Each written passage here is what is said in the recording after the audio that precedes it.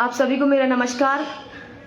कल रात से जब से ये घटना हुई है, मैंने लाइव किया था, तब से हजारों फोन मेरे पास आ रहे हैं, सभी लोगों के पास आ रहे हैं कि कल की घटना क्या हुई थी। क्योंकि बहुत जल्दी थी और रात के 2 बजे तक हम लोग थाने में बैठे रहे एफआईआर करवाने के लिए, परंतु एफआईआर नहीं हुई और बहुत सारे लोगों से बात नहीं हो पा रही। कल से लगातार फोन आ रहे हैं कि क्या घटना हुई थी, इसलिए मैं चाहती हूँ कि आप सबके सामने पूरी घटना बताना चाहती हूँ। क्योंकि बहुत सारे लोग हैं जो अफवाहें फैला रहे हैं, गलत न्यूज देने का काम कर रहे हैं, षड्यंत्र कर रहे हैं। मैं बताना चाहती हूँ कि कल जब हम लोग घर पर बैठे थे तब मुझे जानकारी मिली कि अर्जुन सिंह दादा जो हैं, जिन्होंने माननीय कमलनाथ जी की मन से दीपावली के दिन कांग्रेस की सदस्यता ली थी, वो गड़ाकोटा के विवेकानंद वार्ड में रहने वाले हैं।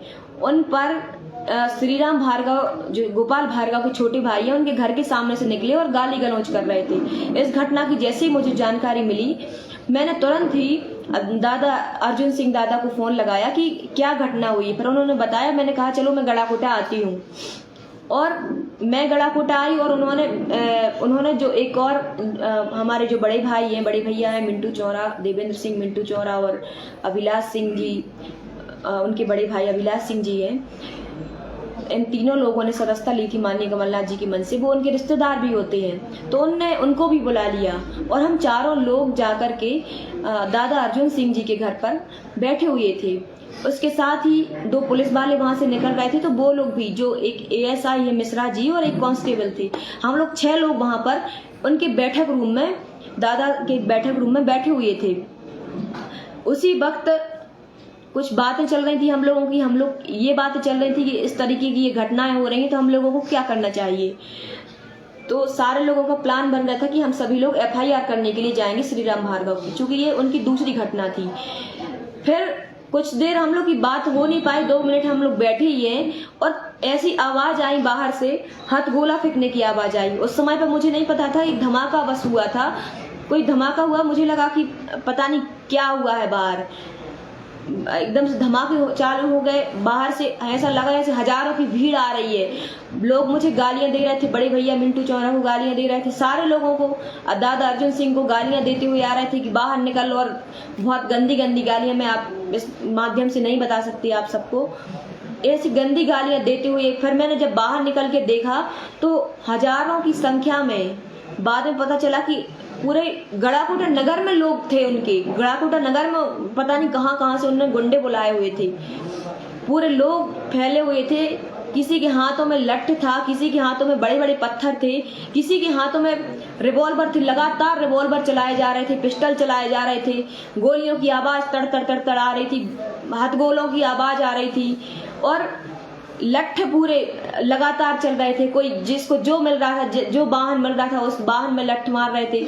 दादा अर्जुन सिंह की घर में एक दुकान है, वो दुकान में घुस करके उन्होंने पूरी तोड़फोड़ की, पूरी दुकान क्षतिग्रस्त कर रहे थे और उन लोगों ने सारे लोगों को खदेड़ा।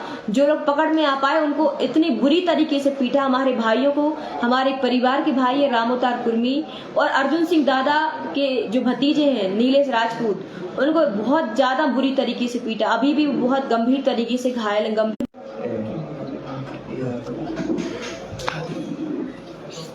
जैसे ही हमने उनको देखा कि इतने लठ लिए, पत्थर फेंक रहे हैं लोग, लठ चला रहे हैं, रिवॉल्वर से गोलियां लगातार फायरिंग कर रहे हैं, तड़ की आवाज आ रही है, बम हथगोलों की आवाज आ रही है।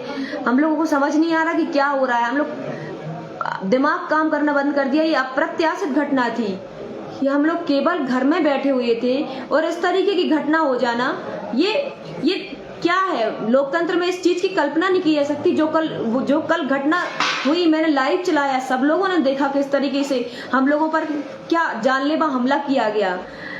ये हमला, मैं कहती हूँ कि जिस तरीके से किया गया, ये पूरी तरीके से हम लोगों को जान से मारने का प्रयास था। हमें जान से मारने का प्रयास था, बड़े भाई मिंटू चौरा जी को जान से मारने का प्रयास था, बड़े भाई चिंटू चौरा जी को जान से मारने का प्रयास था। दादा अर्जुन सिंह ठाकुर जी जो लगातार उनका विरोध कर रहे थे, उनको जान से मारने का प्लान था। गोपाल भार्गव जान गए थे कि शायद वो चुनाव हार रहे हैं, इसी की बौखलाहट थी कि इन सब लोगों ने मिलकर के हमें चुनाव हराया है। और इसके बाद जैसे ही वो हम लोग बाहर हम लोगों ने झांक के देखा तो लोग इस तरीके से इस पूरा लोग हावी थे। हमारे जो भाई लोग थे वो सिर्फ पुलिस वालों के संरक्षण में पीटा जा रहा था उनको। किसी का सर फूट गया, किसी के पैर टूट गए। ऐसा नहीं कि पैर फ्रैक्चर हुआ, हड्डियों के 2 टुकड़े हो गए, हाथों की हड्डियों के 2 टुकड़े हो गए, पूरा सर फट गया, बहुत गंभीर रूप से घायल है। जो हमारा पारिवारिक एक भाई है राम अवतार कुर्मी, और इसके साथ अर्जुन सिंह दादाजी का भतीजा है नीलेश राजपूत, दोनों लोग बहुत गंभीर रूप से घायल है। और जब वो दोनों लोगों को गड़ाकोट अस्पताल से सागर अस्पताल रेफर किया गया, वो डॉक्टर जो है, डॉक्टर का वीडियो भी मैं अभी डालूंगी, वो डॉक्टर गालियां दे रहा है उनको, उनके सर से खून बह रहा है, पांव की हड्डियां टूटी हुई हैं, पूरा मुंह से खून बह रहा है, पूरी दांत टूटे हुए हैं, पूरा शरीर उनका फ्रैक्चर है, पूरा शरीर उनका घायल है। और उसके बाद वो डॉक्टर गालियां दे रहा है इस तरीके से, और वो सीधा बात कर रहा है, जिससे भी फोन पे बात कर रहा है, वो लगातार उनको गालियां देता रहा। और वो वीडियो भी मैं आपको जारी करूंगी। आप ये बताइए कि उस घटना के बाद फिर जैसे ही वो घटना हुई, फिर से वो भीड़ चली गई, हम लोग अंदर ही थे। पुलिस वालों को मैंने 4:30 बजे एसपी साहब को फोन लगा दिया था। पुलिस वाले कम से कम 2.5 घंटे तक कोई वहां पर फोर्स नहीं आई, आसपास की भी फोर्स नहीं आई। रैली की फोर्स भी आने में कम से कम 1.5-2 घंटे लग गए। सागर एसपी को भी आने में शायद 3 घंटे लग गए।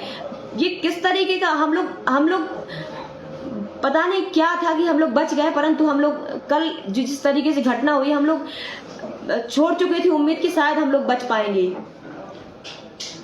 और उसके बाद जो गाड़ियां हमारी बाहर रखी हुई थी, मैं आप सबको वीडियो एक शेयर किया है, मैं सारे गाड़ियों के वीडियो शेयर करूंगी। जैसे हमारे लोगों को पता चला कि ये घटना हो रही है, 2-3 गाड़ियां और आ गई। सारी गाड़ियों को इतने बुरी तरीके से क्षतिग्रस्त किया, इतनी बुरी तरीके से क्षतिग्रस्त किया कि वो किसी काम की नहीं बची। सारी गाड़ियों में तोड़फोड़ कर दी। और एक बात महत्वपूर्ण आप सबको बताना चाहती हूँ कि उन गाड़ियों में पुलिस वालों ने खुद अपने संरक्षण में वहां पर उन गाड़ियों के अंदर रिवॉल्वर रखवाई। गाड़ियों में पहले तोड़फोड़ की, कांच फोड़े, गाड़ियों में पूरी क्षतिग्रस्त कर दी, उसके बाद उसके अंदर रिवॉल्वर रखी। मुझे आज ही इस बात की जानकारी मिली कि उन्होंने ये भी करवाया। एक छोटा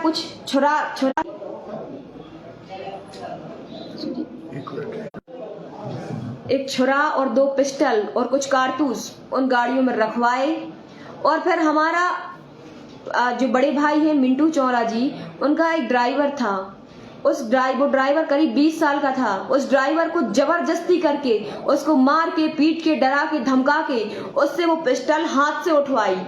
और इसलिए उठवाई, मैं आप सबको बताना चाहती हूँ कि ये सब षड्यंत्र चल रहा है हमारे साथ। वो पिस्टल हाथ से उठवाई ताकि उसके फिंगरप्रिंट के निशान, वो 20 साल के लड़के, इसको इतना ज्यादा डराया धमकाया, पुलिस वालों ने डराया धमकाया कि ये पिस्टल उठाओ हाथ से और मुझे पकड़ के दो। और उस बच्चे को डरा के धमका के उसको लठ तक मारा। उससे पिस्टल उठवाई ताकि उसके फिंगरप्रिंट के निशान आ जाएं। इस तरीके से हम लोगों के साथ षड्यंत्र किया जा रहा है। इस तरीके से ये हम लोगों के साथ षड्यंत्र किया जा रहा है साथियों। और फिर जैसे ही 3-4 घंटे बाद जैसे एसपी साहब आए, एसपी साहब ने, हम लोग पुलिस प्रोटेक्शन में थाने तक गए, और पुलिस प्रोटेक्शन में थाने तक गए। कलेक्टर साहब, एसपी साहब वहां पर थे। हम लोग रात के 1:30 बजे तक वहां पर बैठे रहे। केवल पुलिस वाले हम लोग को सांत्वना देते रहे कि हम आपकी एफआईआर करेंगे। और जब एफआईआर करने की बारी आई तो उन्होंने एक ऐसा मामला क्रिएट कर दिया कि ये 2 पक्षों के बीच में लड़ाई हुई, गाली गलौज हुई और सारी बात खत्म कर दी। मैं आप सबसे पूछना चाहती हूँ, क्या केवल इतनी घटना हुई है? मैंने सारे वीडियो आप सबको भी डाले हैं, और भी बहुत सारे वीडियो हैं जिनमें गोलियां चल रही हैं। ये जानलेवा हमला हुआ है सरासर, और पुलिस इस बात को केवल एक छोटी सी लड़ाई समझ के खत्म कर देना चाहती है। मेरे प्यारे साथियों, मैं आपसे ये कहना चाहती हूँ कि मैं कांग्रेस की प्रत्याशी हूँ, एक राष्ट्रीय पार्टी की प्रत्याशी हूँ। जब मेरे साथ इतनी बड़ी घटना हो सकती थी, इतनी बड़ी, और मैंने सारे लोगों से कहा इस बात को कि हो सकता है कि आज मेरी जान चली जाए, और कोई इसमें दो राय नहीं थी कि वो ताला यदि टूट जाता तो हम लोग कोई 4-5 लोग जो घर के अंदर थे, उनके दादा थे, जो उनके घर की महिलाएं थी, उन सारी पूरी महिलाएं रो रही थी कि ये क्या हो रहा है। तो कुछ भी घटना हो सकती थी, कुछ भी घटना घटित हो सकती थी कल। मैं आपसे पूछना चाहती हूँ, जब मैं प्रत्याशी हूँ और मेरे साथ ये घटना हुई चुनाव के जस्ट एक दिन बाद, तो ये 5 साल है पूरे, 5 साल के बीच में किस किस के साथ क्या क्या हो सकता है, ये सारा का सारा जो प्रयास गोपाल भार्गव ने इसलिए किया कि लोग डरे, धमके, सहमे और कोई भी कांग्रेस के साथ खड़ा ना हो। ये उनकी षड्यंत्र है। और दूसरी बात एक और बताना चाहती हूँ कि उन्होंने एक बहुत ही, मैं कहना नहीं चाहूंगी उन शब्दों के, उन्होंने बहुत ही असंवेदनशील बयान दिया है, बहुत ही नीचता पूर्वक बयान दिया है। जिस तरीके से अभी गोपाल भार्गव का एक बयान आया है कि ज्योति पटेल गड़ाकोटा में क्या कर रही थी। मैं आपसे पूछना चाहती हूँ कि मैं गड़ाकोटा से चुनाव नहीं लड़ी, क्या मेरा रहली विधानसभा क्षेत्र में गड़ाकोटा नहीं आया, गड़ाकोटा नहीं आता। और वो कह रहा है कि मुझे कार्यालय में होना चाहिए।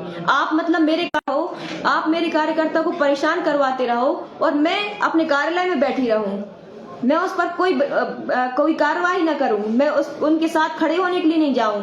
आप कह रहे हैं कि हमें मतदान की रिपोर्टिंग लेना चाहिए। नहीं साथियों, यदि आपके ऊपर, मेरे कार्यकर्ताओं के ऊपर कोई भी आंच आती है तो मैं उनके साथ खड़े होने जाऊंगी, और इसमें मेरी जान चली जाती है तो मुझे कोई परवाह नहीं। मुझे परवाह इस बात की थी कि ऐसा ना हो कि भीड़ में जो आपने जो इस तरीके से अटैक करवाया हमारे ऊपर, श्रीराम भार्गव उसमें मौजूद थे, अभिषेक भार्गव उसमें मौजूद थे, कुश भार्गव उसमें मौजूद थे, और सारे लोग जिनके लिस्ट में नाम दिए हैं मैंने, पूरे लोग उसमें मौजूद थे। एक एक व्यक्ति को चिन्हित किया गया, मेरे द्वारा चिन्हित किया गया, वीडियोस में जो आए उनको चिन्हित किया गया, और गड़ाकोटा के लोगों ने चिन्हित किया कि कितने लोग वहां पर थे। तो मैं कहना चाहती हूँ, जब मेरे साथ ये घटना हो सकती है तो आप लोगों के साथ भी हो सकती है। तो आप सबको सतर्क रहने की जरूरत है और इनसे लड़ने की जरूरत है। हार कर डर जाने की जरूरत नहीं है। ज्यादा से ज्यादा क्या होगा, ज्यादा से ज्यादा ये होगा ना कि जान जाएगी। आज ये गोपाल भार्गव दहशत फैलाने का काम कर रहे हैं पूरे क्षेत्र के अंदर कि मेरे खिलाफ कोई भी आदमी बोल ना पाए, और उनको ये लग रहा है कि ये ज्योति पटेल एक लड़की होकर के मेरे गड़ाकोटा में आकर के मेरे खिलाफ में बोल जाती है, मेरे खिलाफ में खड़ी हो जाती है। मैं जो कार्यकर्ताओं को डरा रहा हूँ वो इस डर में नहीं जी रही है। चुनाव हो गया उसके बाद भी वो लोगों के साथ खड़ी है, तो उनको इस बात का कहीं ना कहीं डर है कि वो चुनाव हार रहे हैं, और ये चुनाव हारने की बौखलाहट है। साथियों, उन्होंने बहुत ही अभी जो बयान दिया है, रात में दिया था, वो बहुत ही नीचता वाला बयान था और मैं उसकी कड़ी निंदा करती हूँ। और उन्होंने ये कहा कि मैं उनकी हत्या करने के लिए आई थी। मैं बहुत ही लोकतंत्र को मानने वाली हूँ, संविधान को मानने वाली हूँ, और चाहती हूँ कि निष्पक्ष चुनाव हो, और निष्पक्ष चुनाव के बाद सभी लोग शांतिपूर्वक अपने घरों में बैठें और कार्यकर्ताओं को परेशान न करें। भाजपा के जो लोग हैं उनसे भी कहना चाहती हूँ कि आपका भी परिवार है, आप लोग हमारे जो कांग्रेस के कार्यकर्ता हैं, कांग्रेस के जो वोटर्स हैं, उनको डराएं धमकाएं नहीं, क्योंकि आपका भी परिवार है। सत्ता कांग्रेस की आने वाली है, और यदि आप लोग ऐसा करेंगे तो हम भी ईंट का जवाब पत्थर से देना जानते हैं। और ऐसा नहीं है कि हम लोग डर गए हैं आपकी धमकियों से। हम लोग खड़े रहेंगे, डटे रहेंगे, और जब तक आप पर जो हत्या का प्रयास जो आपने हम पर करवाया है, जानलेवा जो हमला करवाया है, उसका मामला दर्ज नहीं करवाते, तब तक हम लोग शांत नहीं बैठेंगे। हमारा पूरा कांग्रेस का परिवार साथ है। माननीय कमलनाथ जी से हमारी बात हुई है, उन्होंने भी ट्वीट किया है और उन्होंने भी कहा है कि ज्योति पटेल अकेली नहीं है, ज्योति पटेल के साथ पूरी मध्य प्रदेश की कांग्रेस है, पूरी भारत की कांग्रेस है। और माननीय रणदीप सुरजेवाला जी का फोन आया था, और दिग्विजय सिंह जी राजा साहब से भी हमारी बात हुई है, और हो सकता है कि वो भी हमारे बीच आए। और पूरा का पूरा कांग्रेस परिवार, माननीय अरुण यादव जी से हमारी बात हुई है, वो भी हमारे बीच आएंगे। और जब तक इस हत्या का मामला, गोपाल भार्गव के संरक्षण में जो लोग आए थे, श्रीराम भार्गव, कुश भार्गव, अभिषेक भार्गव, ये सारे लोगों पर जब तक हत्या का मामला दर्ज नहीं करा देते, तब तक हम चैन से नहीं बैठेंगे। और ज्यादा से ज्यादा आप लोग क्या करेंगे, मुझे मारेंगे। मैं आज इस लाइव के माध्यम से भी कहना चाहती हूँ, यदि मेरी हत्या हो जाती है, यदि मुझे ये लोग मार देते हैं कहीं भी, तो उसके जिम्मेदार गोपाल भार्गव रहेंगे।